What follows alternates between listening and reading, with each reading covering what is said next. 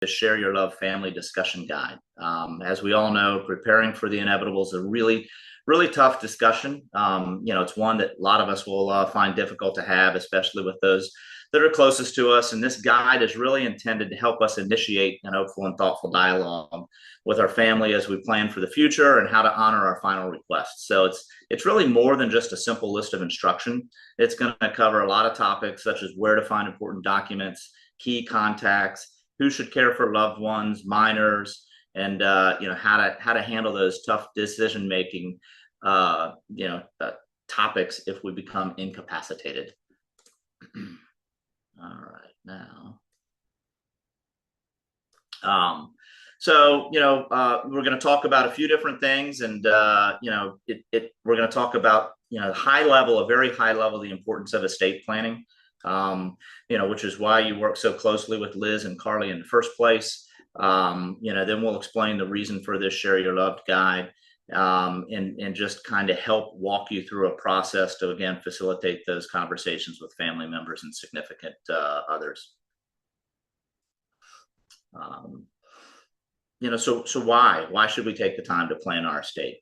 Most of us think we can wait until we're much older, but because the odds of anything happening to us are so low. But as a result, a lot of us make estate planning a pretty low priority.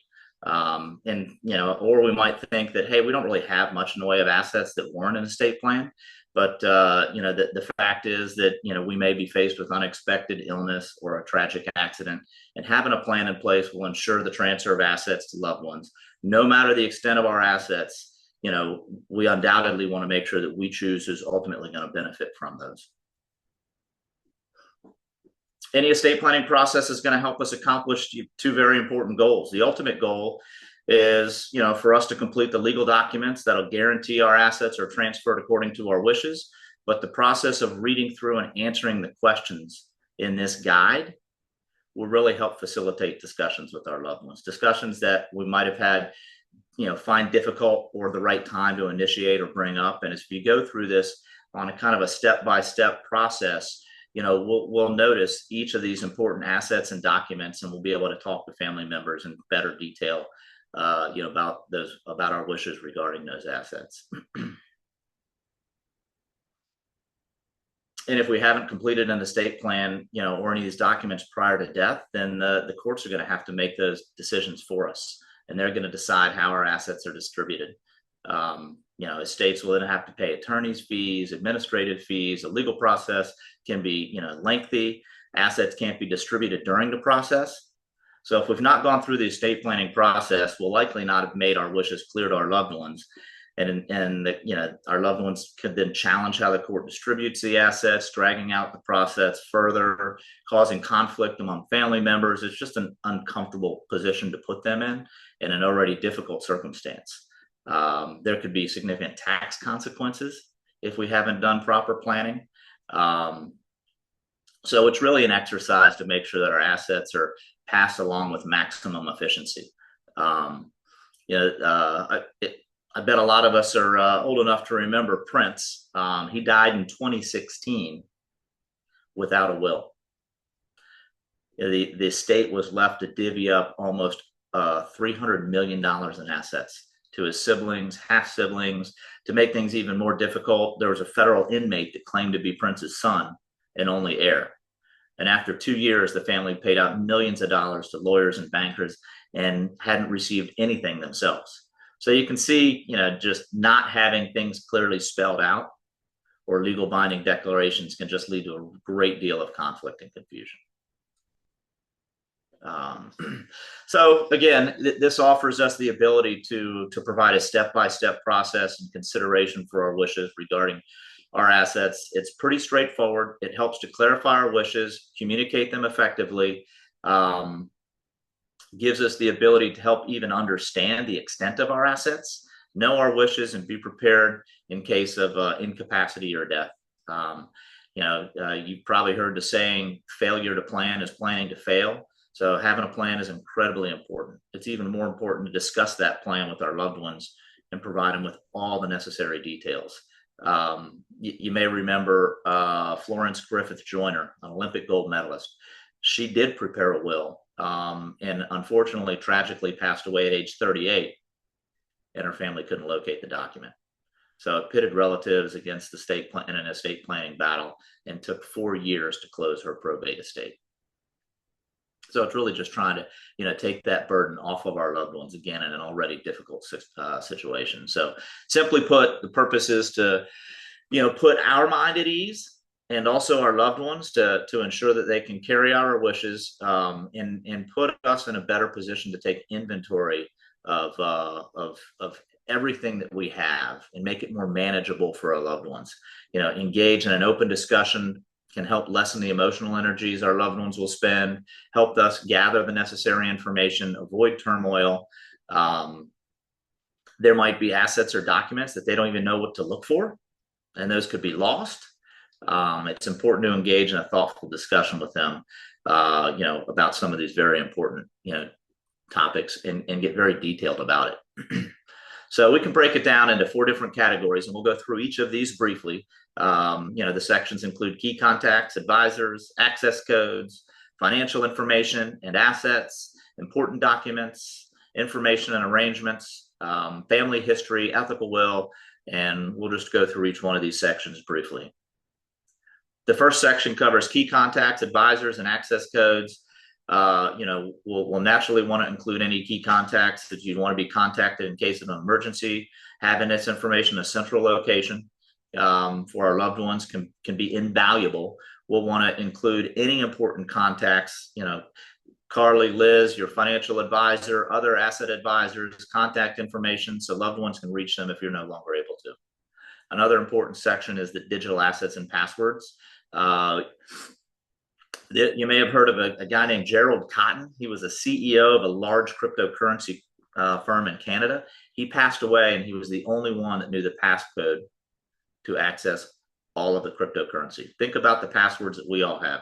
We have hundreds of them, and they're changing all the time. So it's important that we just list those out, so that, and store them in a safe location, so that our family members can access them, whether that's a safety deposit box, whether that's, somewhere, safe in the house, or maybe even having, a duplicate copy offsite somewhere with a trusted advisor. And the next section covers, financial assets and liabilities. In this section, we'll want to make sure that all of our assets are accounted for, so our loved ones can effectively manage them if we're no longer able to. This will also help uncover accounts and assets that we might have forgotten about. In addition to listing each of these, investments, we need to make sure that we include recent statements, so our loved ones have all the necessary information about these accounts. The second part of this section covers liabilities, credit cards, leases, subscriptions, any obligations that we might need to handle. Unfortunately, debts don't disappear when we do, so including all that information for the executor of our estate will help avoid any unnecessary confusion.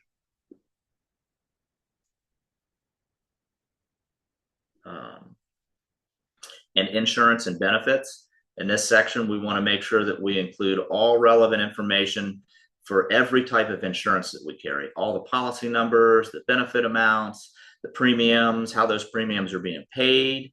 It's important that we ensure that all of our policies are listed in detail for family members, especially, in case of becoming incapacitated. And there's multiple examples. Take for an example, if one of us has a stroke, loses our memory, and heaven forbid the ability to speak, and family comes together and puts us in a great expensive facility, where we pass away 2 years later, and then going through the estate, identify that we had a long-term care policy that would have covered that cost. So just because we have a policy doesn't mean that our loved ones know that it exists or how to execute it. So we want to list all that information out, ensure that everything's accounted for. If you've moved or relocated, for example, and forgotten to change the address on any of these statements or life insurance information, could be very detrimental to the planning process. So a good beneficiary audit and address update on all of our important documents. And the next section covers important documents and other information. there's lots of important documents that need to be accounted for. One example is if you or anyone that you know has ever served in the military and they have military discharge papers, for example, that isn't really typically thought about in terms of estate planning, but could be hugely important. I mean, funeral and burial costs are expensive, and oftentimes military discharge papers, cover and provide eligibility for a military funeral. So just trying to really think of anything that could play a part to make it easier on our loved ones.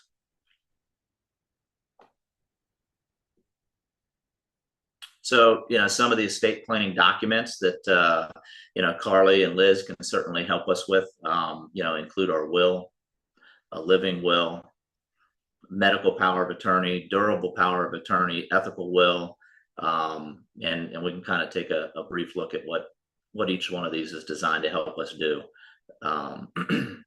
Completing a will just ensures that all our assets will be distributed according to our wishes after death, but it also serves a couple other important purposes. It establishes clear guidelines for the passing of assets to avoid family conflict.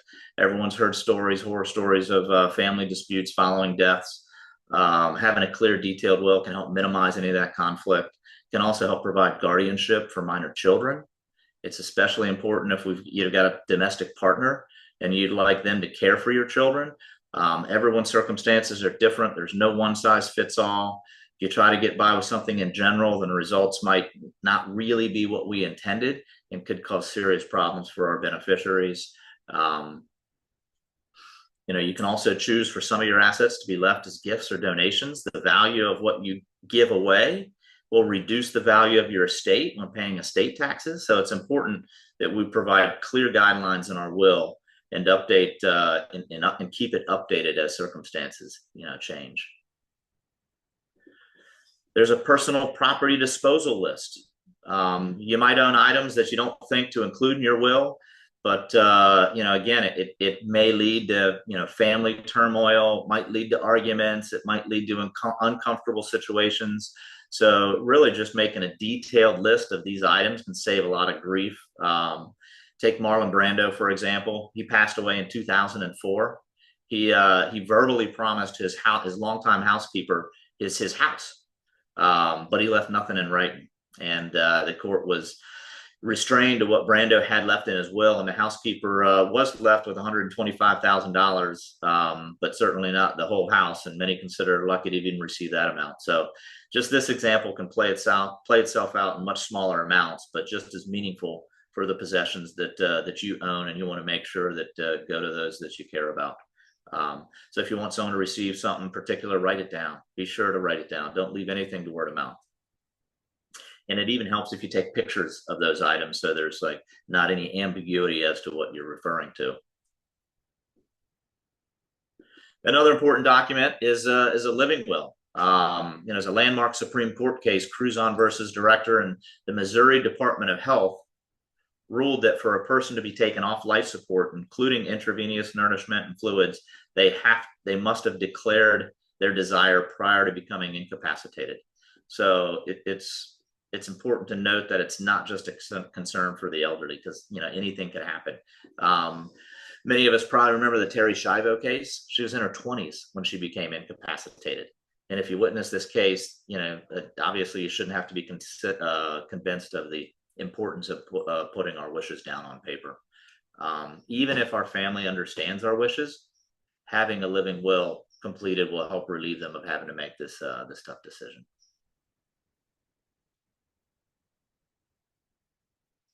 And then a medical power of attorney grants someone other than our spouse or next of kin the power to make medical decisions in the event that we're no longer able to do that for ourselves.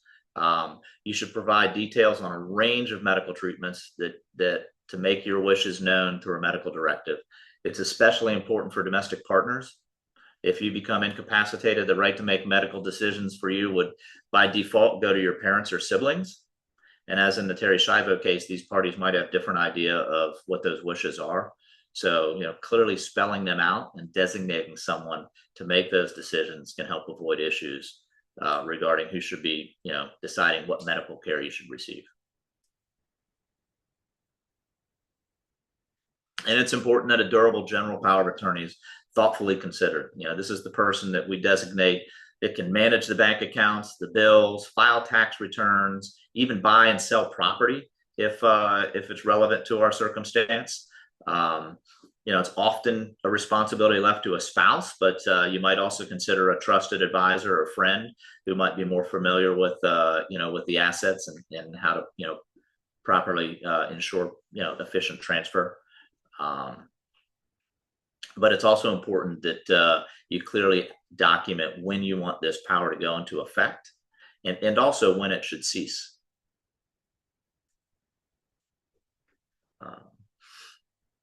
And it's it's natural for us to kind of just focus on our loved ones and providing for them, but another really difficult conversation is how do we want to be laid to rest? I mean, there's cost associated with how we want to be laid to rest. It's tough to think about where and how do we want to be remembered. So we need to ensure that we consider discussing these items with the right family members.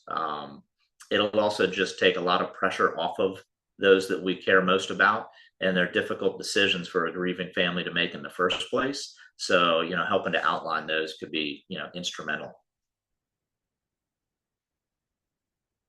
And then lastly, the final section of this Share Your Love Guide talks about family history and ethical will. How do you want to be remembered? And what do you want family members to share about you? It's easy to think that we've already kind of shared all this, but again, it doesn't hurt to put it down on paper. It's a chance for us to kind of express to our loved ones what we want them to share about us and their connection that they have with us. So again, a lot of this is pretty common sense and self-explanatory. But what's really nice is that once you've completed this, you'll have everything in one place,